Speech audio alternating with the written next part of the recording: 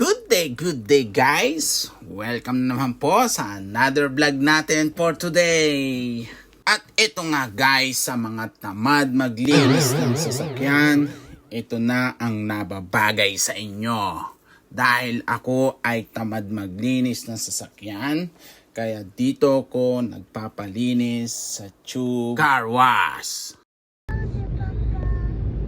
Non vedi niente, lovely? Sono io! Ang pala guys ay 8 euro lang ang bayad ko dito. Pag pinasok ko, paglabas nito ay malinis na to. Eto! Big shout nga pala kay Mats Mechanics. Yan. Sir, lagi kitang pinapanood. Guys, napakagaling ng mekanikong ito. At kay Edwin Lagota. Yan, big shout out sa iyo, sir. Lagi kitang pinapanood. At ganon din kay Mary Jane Cabon Nacor, Dennis Bacani, yan. Shout out po sa inyo. Maraming salamat sa suporta nyo sa aking vlog.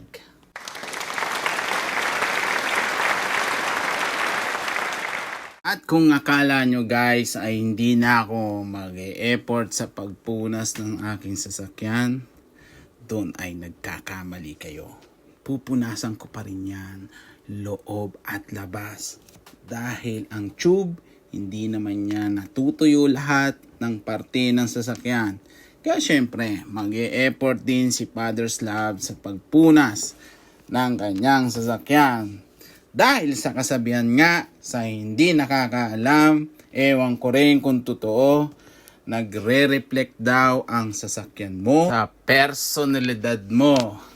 Tama ba yung guys? Please comment naman kung tama yung sinabi ko. Kung hindi naman, wag nyo na lang akong ibas at pagpasensyahan nyo na lang si Father's Love. Kaya kahit mainit ang panahon, punas pa rin ako ng punas dyan. Dahil ayoko nang marumi ang aking sasakyan. Hindi ba ako nakukontento pag madumi ang aking sasakyan? Kaya sige lang, punas Father's Love. Punas lang ng punas. At kung nakaabot ka sa parte ng bidyong to, baka naman makahingi ng isang like and comment. Pakishare na rin kung nagustuhan mo ang video na to.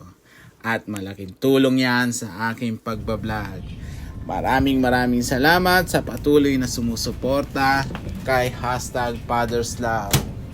At kung gusto nyo magpa-shoutout, i-comment nyo lang ang inyong pangalan at kung tagasan kayo para ma-shoutout ko kayo sa susunod na vlog ko.